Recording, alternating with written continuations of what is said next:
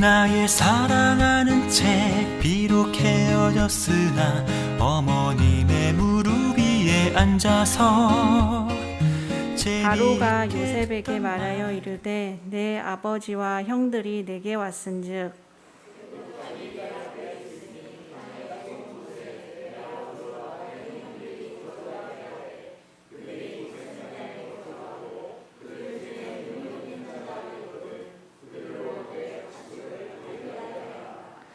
요셉이 자기 아버지 야곱을 인도하여 바로 앞에 서게 하니 야곱이 바로에게 축복하매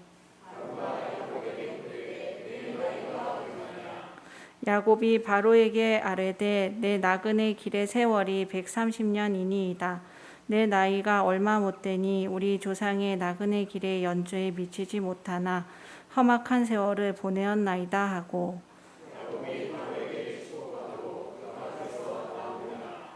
요셉이 바로의 명령대로 그의 아버지와 그의 형들에게 거주할 곳을 주되 애굽의 좋은 땅 람셋을 그들에게 주어 소유로 삼게 하고 또 그의 아버지와 그의 형들과 그의 아버지의 온 집에 그 식구를 따라 먹을 것을 주 복량하였더라. 아멘.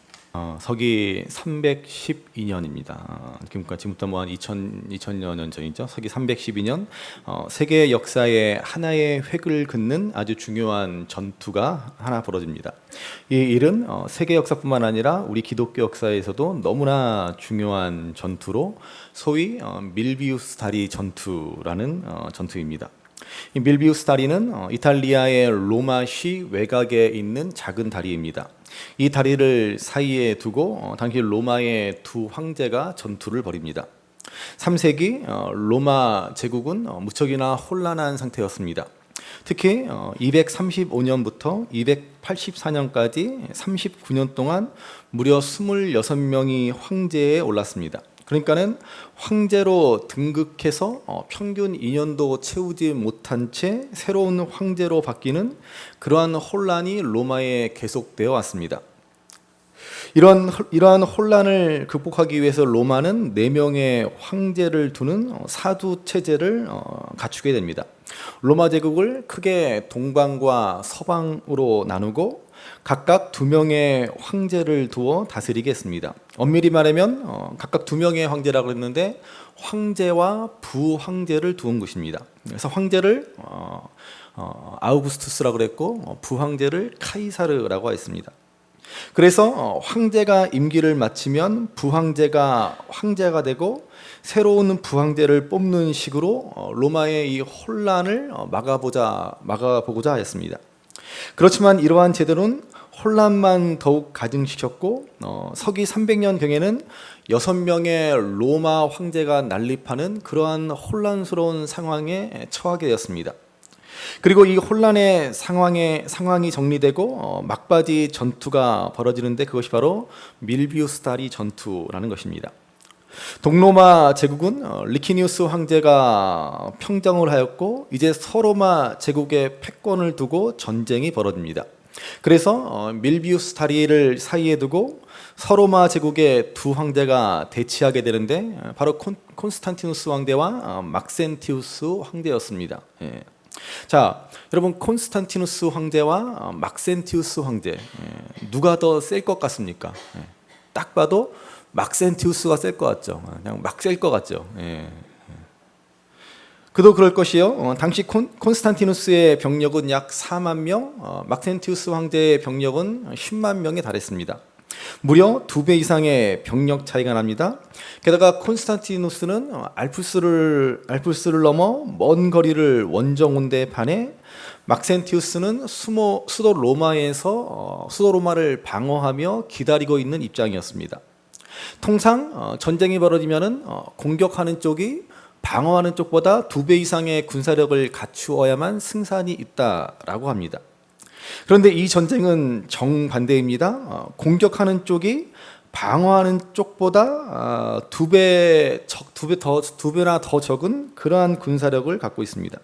그러니 이 전쟁의 결과는 불을 보듯 뻔한 것 같습니다. 막센티우스에게 승산이 있는 그러한 전쟁이었습니다. 자, 그런데 놀랍게도 이 전쟁의 열세였던 콘스탄티누스가 막센티우스를 물리치고 승리합니다. 전설에 의하면 이 전쟁이 벌어지기 전날 콘스탄티누스 황제에게 이 표식을 가지고 전쟁에서 승리하라라는 그러한 꿈의 계시가 있었고, 콘스탄티누스는 자기 군대의 방패마다 이 그림에 보시는 이 표식을 새겨 넣게 하였다라고 합니다. 이 글자는 영어의 X와 P를 합친 글자가 아니라 헬라어로 그리스도의 약자입니다. 물론 콘스탄티누스 황제는 기독교인이 아니었습니다. 다만 그의 어머니 헬레나가 독실한 기독교인이었습니다. 아무튼 이 전쟁의 승리로 인해 콘스탄티누스는 서로마 제국의 황제가 되었고, 독실한 기독교인이었던 어머니의 영향과 이 전쟁의 승리로 인해서 그 다음 해인 서기 313년 동로마 제국의 황제인 리키니우스와 함께 밀라노 칙령을 발표하게 됩니다. 이 밀라노 칙령의 핵심은 뭐냐? 바로 기독교를 인정한다라는 것입니다. 이제 기독교를 정식 종교로 공인하겠다라는 것입니다. 이제 기독교는 로마 제국의 합법적인 종교로 인정받게 되었습니다. 이로 인해 마침내 기독교에 대한 300년간의 로마 제국의 박해의 시대는 끝이 났고, 기독교는 정식 종교로 사람들이 얼마든지 믿을 수 있는 그러한 환경이 되었습니다. 그러자 로마 제국의 수많은 사람들은 교회로 몰려들기 시작했습니다. 그리고 콘스탄티누스는 동로마 제국의 리키누스 황제까지 굴복시켜 마침내 제국을 통일하였고, 콘스탄티누스 황제의 비호 아래 로마 제국에서의 기독교는 그야말로 비약적으로 눈부시게 성장하게 됩니다. 그리고 마침내 서기 392년 마침내 기독교는 로마 제국의 유일한 국교로, 단 하나의 종교로 선포되기에 이르게 됩니다. 이제 로마 제국의 모든 사람들이 믿어야 하는 종교는 단 하나, 기독교가 된 것입니다. 우리 기독교는 드디어 박해받던 종교에서 이제 로마 제국의 중심에 우뚝 서게 되었습니다. 그야말로 기독교의 황금기를 맞이하게 됩니다. 그런데 아이러니하게도 정말로 역설적으로 역사학자들은 바로 이 두 일련의 사건, 기독교의 공인과 기독교를 유일한 종교로, 유일한 국교로 선포한 이 일련의 사건을 두고 기독교 역사의 타락의 시작이다라고 말하는 것입니다. 이제 기독교는 변두리 종교에서 기득권의 종교가 되었고, 차별받던 위치에서 차별하는 위치가 되었습니다. 이때부터 우리 기독교와 교회는 급격히 타락의 길로 걷기 시작했고, 나아가 로마 제국을 멸망시킨 한 원인이 되었다라고 지목합니다. 지나치게 정치화되고 권력의 중심이 된 기독교, 특권을 즐기고 사명을 잃어버린 기독교, 타종교에 대한 지나친 배타성, 교회 안의 권력 다툼, 이웃을 사랑하지 못하는 기독교, 이것이 바로 로마 제국의 도덕적 타락을 가속화시켰다라고 증언하는 것입니다. 여러분, 본래 기독교는 로마의 공인을 받고 국교가 되기 이전에는 아무 특권도 없는, 그야말로 박해만을 받는 종교였습니다. 우리 그리스도인들은 권력에 항거하였고, 세상 권력에 초연하였고, 세상 권력을 포기하고 믿음을 선택하며 살았습니다. 그것이 우리 기독교의 본래적인 모습이었고, 그런 상황에서 기독교는 오히려 순수하고 정말로 열정적인 그러한 모습을 가질 수 있었습니다. 그렇지만은 어느 종교이건 간에 권력과 가까워지면, 중심에 서게 되면 타락하기 마련입니다. 세상에서 높아지려 하고 세상에서 가지려고 하면 결국 세상에 동화되어 타락하기 마련입니다. 그래서 로마 제국하에 공인된 기독교, 국교가 된 기독교는 이제 타락 일로를 걷게 되었다라는 것입니다. 그러므로 여러분 꼭 기억하시기 바랍니다. 세상의 중심에 서고 세상에서 높아지려고 하면 우리 신앙은 타락하고 맙니다. 타락을 한자로 떨어질 타, 떨어질 락으로 쓰지 않습니까? 추락한다는 것입니다.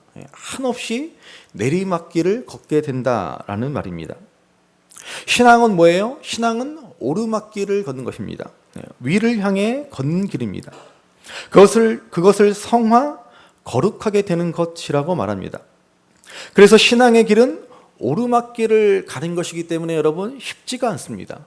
사실 힘이 듭니다. 반면 내리막길은 어때요? 너무나 쉽습니다. 가만히 있어도 저절로 가지는 길입니다. 그래서 신앙이 없으면 사람들은 저절로 내리막길로, 타락의 길로 가게 되는 것입니다. 여러분, 이 사실을 기억하면서 오늘 본문을 한번 보시기 바랍니다.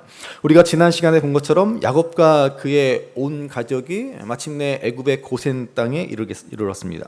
그리고 야곱과 요셉의 감격적인 재회가 이루어지는 것을 우리가 보았습니다. 요셉은 야곱과 형제들에게 이제 바로를 만나게 될 텐데 바로에게 자신들이 목축을 업으로 삼는 자들이라고 하면 바로가 고센 땅을 주어 살게 할 것이다 라고 하는 말을 들었습니다. 자, 그리고 오늘 본문 앞에 1절을 보시면 요셉은 바로에게 자신의 형제들이 고센 땅에 와 있다라는 사실을 말하고 있습니다. 요셉은 형제들이 고센 땅에 지금 머물고 있음을 은근히 강조하면서 바로가 요셉의 형제들을 고센 땅에 머물 수 있도록 그렇게 지시하기를 바라는 것입니다. 자, 지난주 말씀드린 것처럼 여러분, 신앙이란 뭐예요? 신앙이란 고센 땅에 머무는 것이다 라고 말씀드렸습니다. 우리는 세상과 너무 멀어서도 안 되지만은 세상과 너무 가까워서도 안 됩니다. 세상의 중심에 가려고 하고 세상의 권력을 붙들려고 하면 우리 신앙은 타락하기 때문에 그렇습니다. 그래서 요셉은 아버지 야곱과 형제들을 고센 땅에 머물도록 하려는 것입니다. 비록 요셉 자신은 바로에 가까운 곳 애굽의 왕궁 근처에 살았을 것이지만 그러나 아버지와 형제들도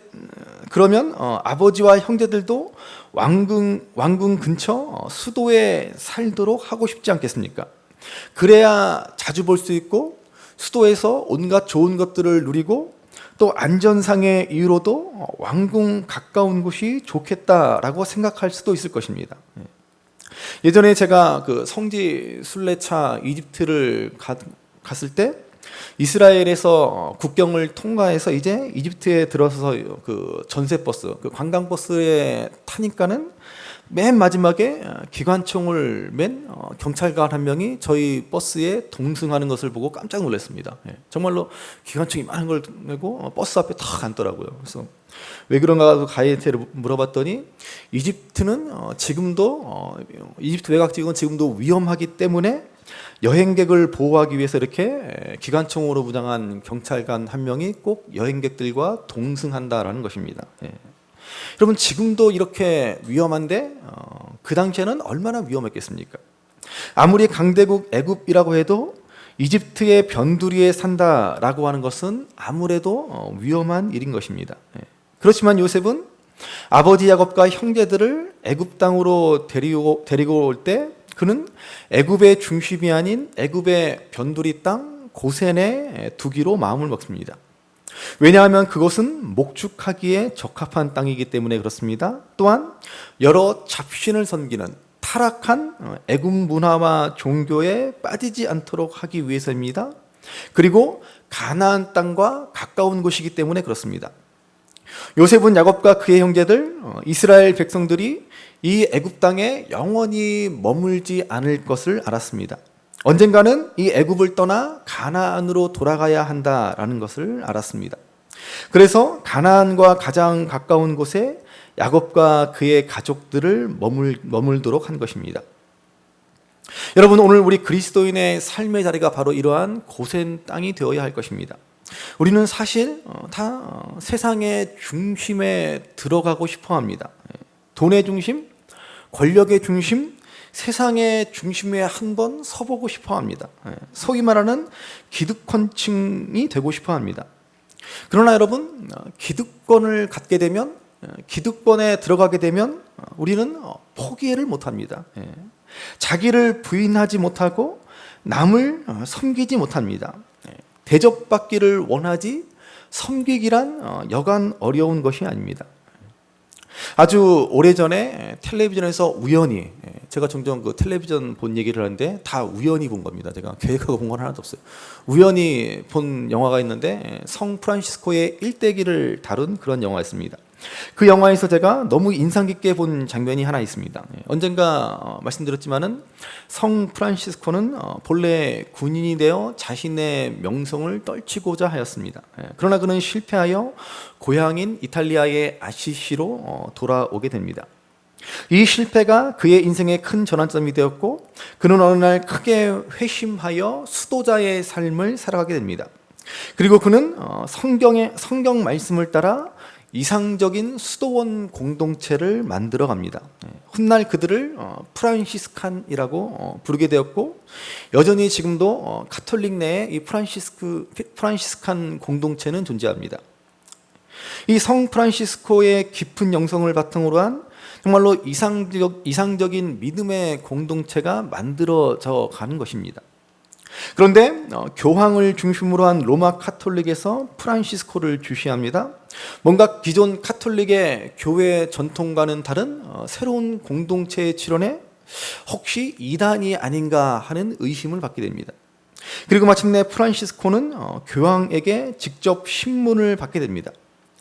이 신문을 받는 장면이 너무나 제게 인상적이었습니다. 처음에는 고압적이고 거만하기까지 한 태도로 교황은 프란시스코를 신문합니다. 그러나 점점 더 프란시스코의 이야기에 교황은 매료되고 빨려 들어가게 됩니다. 그의 눈빛은 흔들렸고 화려한 교회 건물과 금으로 만든 옷에 갇혀 사는 자신의 모습을 비교합니다. 그리고 이러한 권력의 최중심에 선 자신의 모습에 회의를 느끼며 프란시스코와 같은 그러한 이상적인 수도자의 삶, 정말로 하나님 주시는 참된 자유와 참된 평안과 참된 기쁨과 생명을 누리는 삶을 갈망하는 모습이 비춰집니다. 그래서 교황은 마침내 프란시스코가 내민 그 손을 붙잡고자 손을 내미는데 그때 바로 옆에 있던 많은 추기경들이 교황의 손을 잡아챕니다. 프란시스코의 손을 잡지 못하게 합니다. 무슨 말이겠어요? 권력의 최중심, 그 높은 보좌 위에 앉게 되면은 이제 정말로 섬김의 삶, 낮아지는 삶, 겸손의 삶, 헌신의 삶을 살고 싶어도 살 수 없게 되는 그러한 상황이 된다라고 하는 것입니다. 저는 이 장면이, 그때 그 교황의 표정이 너무나 인상 깊게 남았습니다. 여러분, 우리가 세상에서 높아지고 세상의 중심에 서면 진정한 신앙의 삶을 살기란 쉽지가 않습니다. 우리가 세상 것을 너무 가지려고 하고 세상에서 높아지려고 하면 반드시 타락하기 마련입니다. 그래서 여러분, 오늘날 이 땅에 한국교회 많은 그 대형교회 목사님들이 변질되고 잘못된 행태를 보이지 않습니까? 그분들이 처음부터 그랬겠습니까? 그렇지 않죠. 많은 것을 갖다 보니, 많은 것을 소유하다 보니, 그 많은 것을 누리다 보니 어느새 그 모습이 변질되고 왜곡되고 타락하는 모습까지 보이고 있는 것 아닙니까? 우리 예수님은 예루살렘 그 중심지에서 공생애의 삶을 시작하시지 않습니다. 예수님은 갈릴리 변두리에서부터 그 공생애를 시작하시지 않습니까? 태어나실 때부터 베들레헴 시골 마을 가장 낮고 천한 말구유에 누이시지 않습니까? 이처럼 우리가 설 곳은 세상의 중심이 아니다라는 사실을 기억하시기 바랍니다. 여러분, 우리가 있어야 할 곳은 고센 땅입니다. 세상과 적당한 거리를 두어야 한다라는 말입니다. 이제 오늘 본문은 야곱과 그의 아들들이 바로를 만나는 장면을 보여줍니다. 그런데 사실 여러분, 아무나 이렇게 왕을 만날 수 있는 것이 아니지 않습니까? 이게 다 누구 덕분입니까? 요셉 때문이지 않습니까? 요셉 때문에 일개 시골의 목자들이 애굽 왕 바로를 만날 수 있는 것이지 어떻게 만날 수 있겠습니까? 우리가 아브라함의 생애를 살펴보면 아브라함도 애굽에 내려왔다가 바로를 만납니다. 아브라함의 아내 사라의 미모가 바로의 귀에까지 들어가서 만나게 되지 않습니까? 여러분, 그러나 그때와 지금은 다르다라는 것을 알아야 합니다. 그때의 바로와 지금의 바로는 다릅니다. 아브라함 때 아브라함이 만난 바로는 애굽이 여러 나라로 갈라져 있을 때입니다. 한마디로 중국의 그 춘추 전국 시대와 같은 때입니다. 그래서 아브라함이 만난 바로는 애굽의 수많은 바로 가운데 한 명입니다. 마치 어느 한 지방의 군주와 같은 그러한 바로라고 생각하시면 됩니다. 그러나 지금 야곱의 아들들이 만난 바로는 다릅니다. 애굽이 통일되어 애굽 전체를 다스리는 대제국의 그야말로 파라오입니다. 그러니 일개 목동인 야곱과 그 아들들이 어떻게 감히 바로를 만날 수 있습니까? 다 요셉 덕분에 그들이 만날 수 있게 되었다라고 하는 것이죠. 여러분, 이것이 바로 구원이고 오늘 우리들에게 이루어진 일입니다. 야곱이나 요셉의 형들이 어떻게 바로를 만날 수 있어요? 전혀 있을 수 없는 일인데, 그러나 요셉 때문에 만나게 되었습니다. 오늘 우리가 어떻게 하나님을 만날 수 있게 되었습니까? 대전시장? 아니 유성 군수만 되어도 우리를 안 만나주는데 어떻게 우리가 감히 하나님을 만날 수 있게 되었습니까? 누구 때문이요? 누가 소개시켜 주었습니까? 다 예수님 덕분이지 않습니까? 예수님 덕분에 우리는 도저히 만나 뵐 수 없는 하나님, 감히 가까이 갈 수도 없고 쳐다볼 수 없는 하나님을 아버지라고 부르게 되지 않았습니까? 그리고 그 하나님 앞에 날마다 나아갈 수 있게 되었습니다. 여러분, 이게 얼마나 큰 은혜인지, 얼마나 우리에게 일어난 놀라운 일인지 이 사실을 잊으시면 안 되는 것입니다. 그리고 오늘 본문 5절 6절을 보시면 또 뜻밖의 놀라운 일이 생기는 것을 볼 수 있습니다. 5절 6절 말씀을 한번 같이 읽어보시겠습니다. 바로가 요셉에게 말하여 이르되 내 아버지와 형들이 내게 왔은즉 애굽 땅이 내 앞에 있으니 땅에 좋은 곳이 내 아버지와 내 형들이 거주하게 하되 그들이 고센 땅에 거주하고 그들 중에 능력 있는 자가 있거든 그들로 내 가축을 관리하게 하라. 아멘. 자, 바로가 요셉에게 말합니다. 애굽 땅에 좋은 곳에 있으면 아무데나 좋은 곳에 거주하게 하라. 그렇게 말하고는 고센 땅에 가서 살아라. 또 뭐 그때 지정을 해줍니다. 뭐 아무데나 가서 살아라 그러더니 고센 땅에 가서 살라고 그렇게 말하죠. 자, 그 다음에 중요한 건 뭐예요? 그 다음에 뭐라 그래요? 내 가축을 관리하게 하라는 것입니다. 전혀 뜻밖의 놀라운 선물을 바로가 주고 있는 것입니다. 바로의 가축을 형들 가운데 한 사람에게 맡기라는 것입니다. 여러분, 바로의 가축이 뭐 한두 마리겠습니까? 아마도 수십만 마리는 될 것입니다.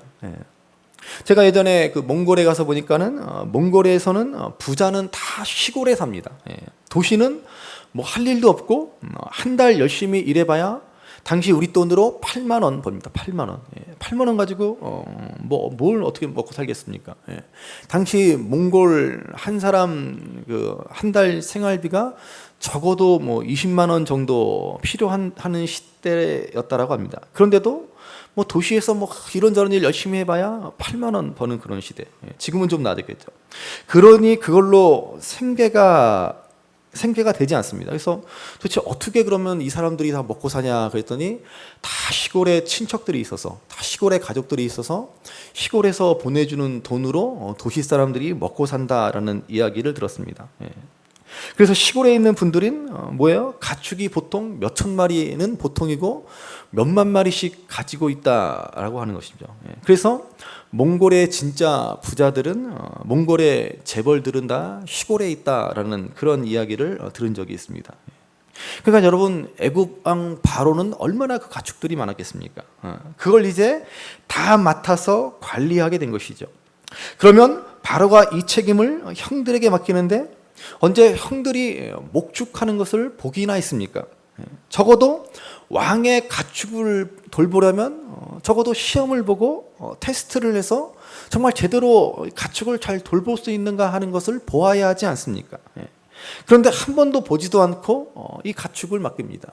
그야말로 특별 채용을 하게 된 것이죠. 이게 다 뭡니까? 요셉을 보고 맡기는 것이죠. 여러분, 이것이 또 우리에게 일어난 구원 사건이라는 말입니다. 우리가 예수님 덕분에 하나님 앞에서 구원을 받았습니다. 그런데 구원을 받고 나니까 하나님께서 하나님의 일을, 왕의 일을 우리에게 맡기신다라는 것입니다. 우리에게 무슨 자격이 있습니까? 우리에게 무슨 능력이 있습니까? 우리에게 무슨 감당할 만한 무슨 힘이 있습니까? 아무 능력도 없는데 예수님으로 인해서 우리에게 하나님의 일을 맡기시는 것입니다.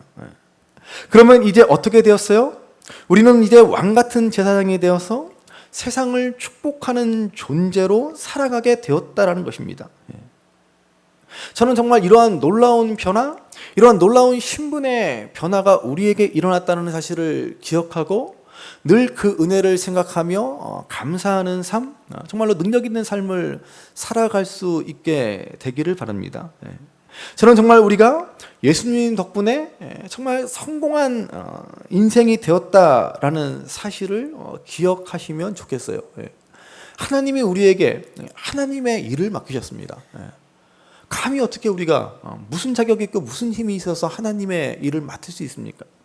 그런데도 하나님은 예수님 때문에, 예수님 덕분에 우리에게 이 놀라운 권세, 이 놀라운 직분을 맡기셨다라고 하는 것이죠. 옆에 분들 권면하실까요? 성공하셨군요. 성공하셨군요. 정말입니다. 세상에서 가장 귀한 직분, 세상에서 가장 복된 일을 하나님은 우리에게 맡기셨습니다. 우리는 이제 정말 성공한 사람들, 복된 인생이 되었습니다. 세상을 축복하는 삶을 살게 되었다라고 하는 것이죠. 저는 저와 여러분들이 정말 예수님 때문에 인생의 격이 달라지는, 인생의 격이 놀라게 바뀌었다라는 사실을 기억할 수 있게 되기를 바랍니다. 다시 한번 권면하실까요? 품격 있으시군요. 품격 있으시군요. 품격이 달라졌어요. 예수님 때문에. 아무것도 아닌 우리들이. 여러분, 신앙이란 무엇이에요? 신앙이란 내가 어떤 사람이 되었는지를 아는 것이 신앙이죠. 내가 어떤 신분으로 변했는지를 아는 게 신앙입니다. 그리고 그 신분에 걸맞게 살아가는 것이 성화입니다. 이 성화는 날마다 위를 바라보며 위를 향하여 올라가는 오르막길 인생이 되었다라는 것입니다. 세상 사람들은 내리막길을 향해 줄다름칩니다. 아무리 출세하고 아무리 돈을 많이 벌어도 아무리 무슨 큰 일을 해도 하나님 모르면 그들은 내리막길을 걷는 것이다라는 사실을 아셔야 합니다. 반면 하나님을 믿는다는 건 이제 오르막길을 걷는 인생이 되었다는 것입니다. 성화의 길, 거룩의 길, 타락의 길과 정반대의 길을 가는 것입니다. 그래서 마침내 하나님의 복을 세상에 전하는, 세상을 축복하는 삶을 살아가는 것입니다. 그래서 오늘 본문 7절 말씀을 한번 보시기 바랍니다. 7절 말씀 같이 읽습니다. 요셉이 자기 아버지 야곱을 인도하여 바로 앞에 서게 하니 야곱이 바로에게 축복하매. 이제 요셉은 아버지 야곱을 바로 앞에 인도하여 서게 합니다. 그랬더니 야곱이 바로 앞에 서기가 무섭게 바로를 축복합니다. 이 일로 요셉은 물론이거니와 주위에 있던 사람 모두가 당황했을 것입니다. 무슨 이런 일이 일어날 수 있습니까? 야곱이 자기가 뭐라고 대제국의 왕을 축복할 수 있습니까? 정말 바로와 애굽의 신하들의 입장에서는 황당하기 그지없는 사건입니다. 애굽에서는 바로는 태양신의 아들이라며 신처럼 여겨지는 존재입니다. 그는 그야말로 온 세상의 주인 행세를 하며 세상을 축복하는 존재로 역임을 받는 사람이었습니다.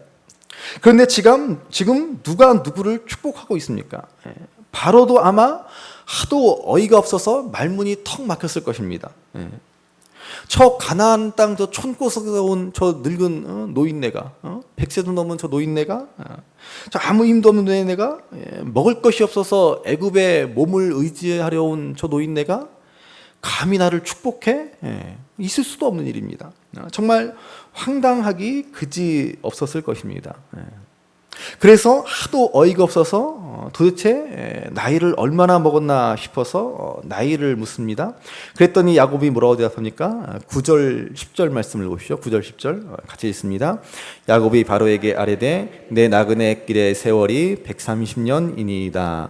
내 나그네가 얼마 못되니 우리 조상의 나그네 길의 연조에 미치지 못하나 험악한 세월을 보내었나이다 하고 야곱이 바로에게 축복하고 그 앞에서 나오니라.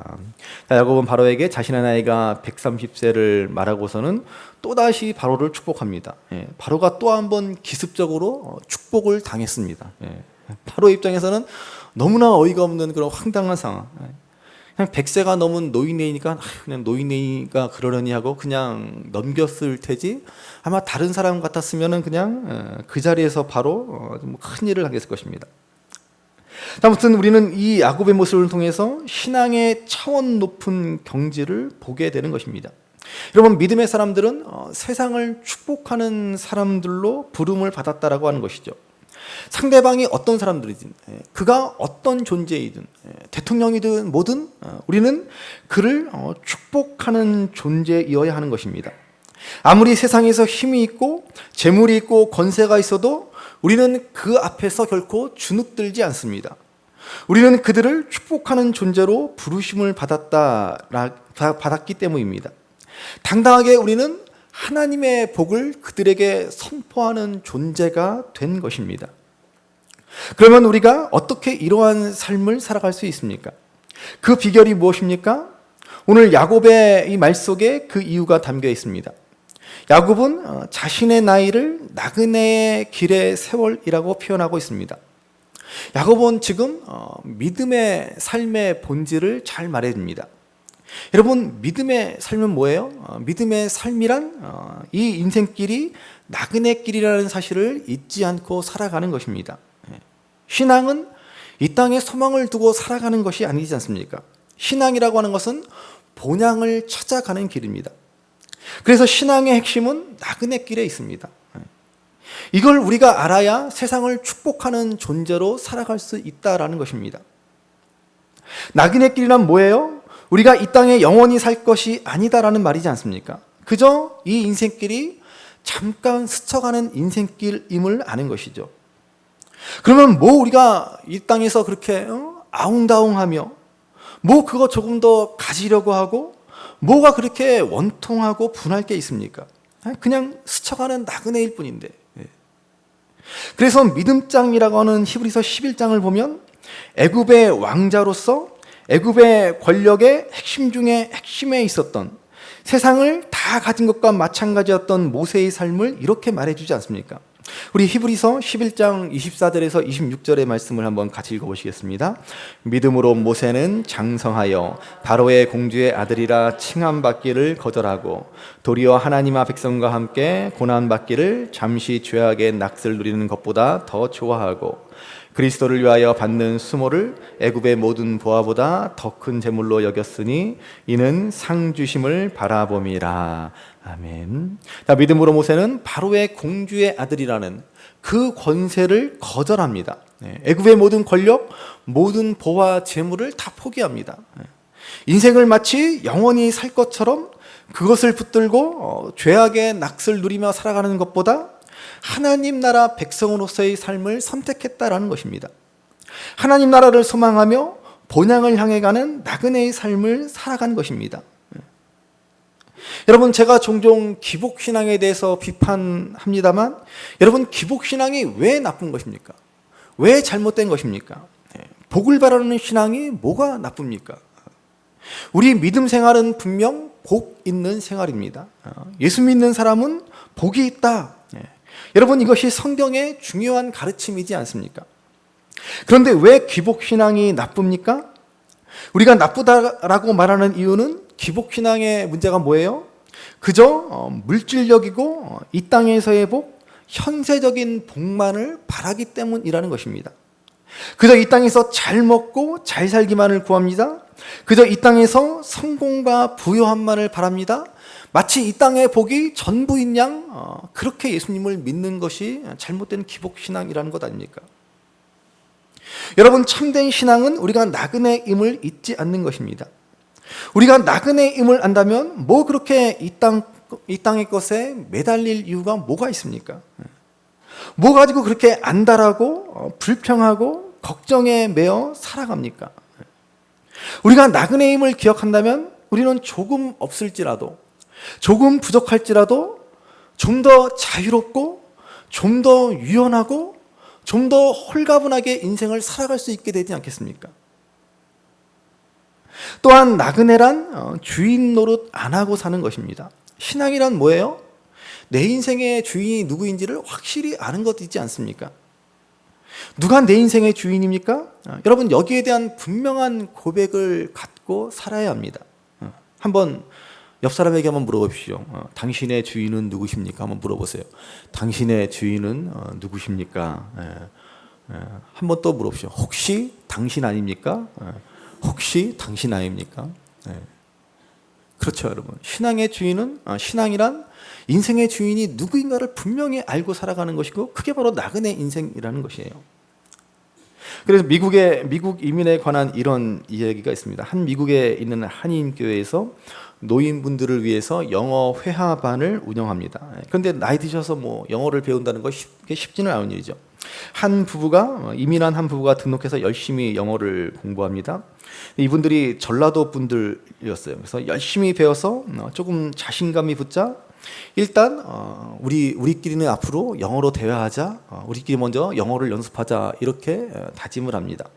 그리고 할아버지가 잠깐 외출하셨다가 집에 돌아와서는 아파트 초인종을 누릅니다. 할아버지가 온 걸 확인한 할머니가 이제 영어를 써야겠다라고 생각해서 거기다 그 초인종 그 벨에 대고 그게 무슨입니다. 시방 후시오, 시방 후시오. 그랬더니 할아버지가 밖에서 미랑께, 영어의 미랑께 그랬다는, 별로 안 웃긴가 보네요. 다음부터는 하지 말아야겠어요, 영어를.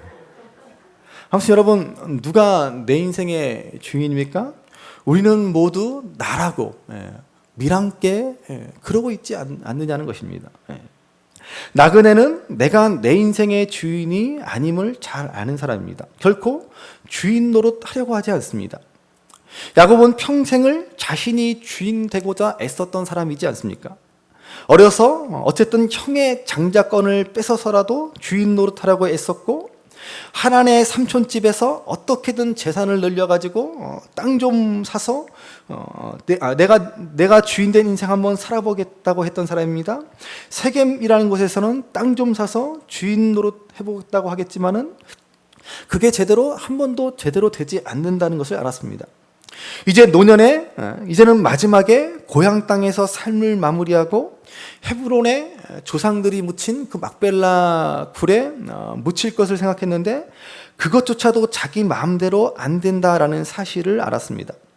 그래서 그는 끝까지 인생은 나그네 길이라는 사실을 생각한 것입니다. 그러면 여러분, 우리 인생은 나그네 길이라는 사실은 우리가 이 땅에서 영원히 살 것처럼 착각하고 우리가 인생의 주인이라고 착각하고 살아서는 안 된다라고 하는 것이죠.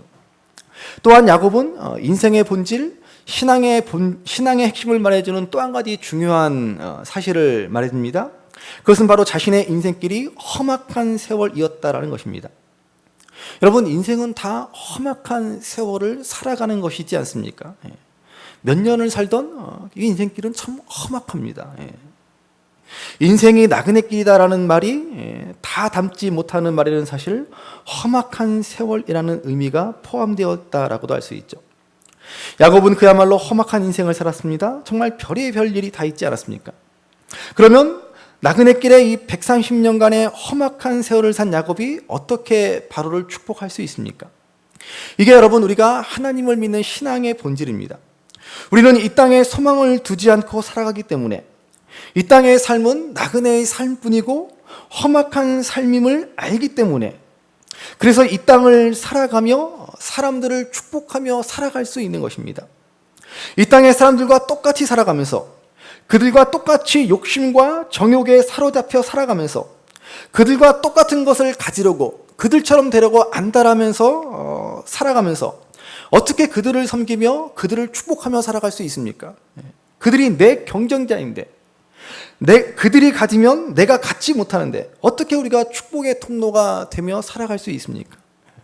그렇지만 우리는 이 땅의 삶은 그저 스쳐 지나가는 나그네임을 알기 때문에, 무엇을 가지고 무엇을 소유하고 한들 이 땅의 삶은 험악한 삶임을 알기 때문에, 모세의 말처럼 수고와 슬픔뿐인 삶이고 예수님의 말처럼 수고하고 무거운 짐을 지고 하는 삶임을 우리는 너무나 잘 알기 때문에, 이 험악한 인생길이 전부인 줄 알고 그렇게 죽기 살기로 인생을 살아가는 사람들을 향해서 하늘의 진정한 축복, 하늘의 진정한 소망이 있다라는 사실을 알려주어야 하는 것이죠. 그게 여러분 우리의 소명이지 않습니까? 애굽 왕 바로와 같이 아무리 이 땅의 것을 다 가진 것 같아도 결국 다 놓고 떠나는 것이 나그네된 인생길이고, 험악한 세월을 이길 수 없는 인생임을 알게 하여 하늘의 복을 바라보며 살도록 해야 하는 것이지 않습니까? 이게 바로 오늘 바로를 축복하는 야곱의 심정이고, 진정 거룩한 성화의 길, 위를 향해 걸어가는 성숙한 믿음의 사람의 모습이라는 말입니다. 그래서 다시 히브리서 11장의 믿음장을 보면 이렇게 말씀해 줍니다. 히브리서 11장 13절 14절의 말씀을 한번 같이 읽어보시겠습니다.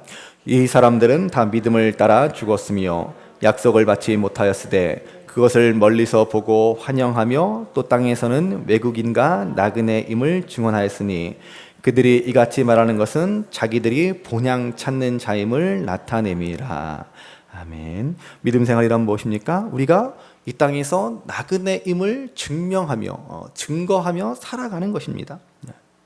신앙생활이란 우리가 본향 찾는 자임을 나타내는 것입니다.